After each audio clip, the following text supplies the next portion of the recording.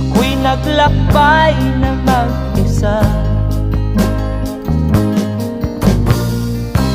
upang aking malimutan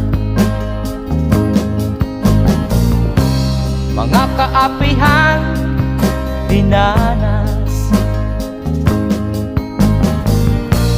Ihahanap ng kalunasan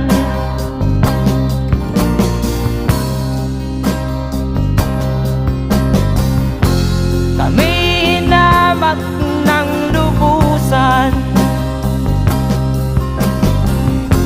inapit, tinatawanan,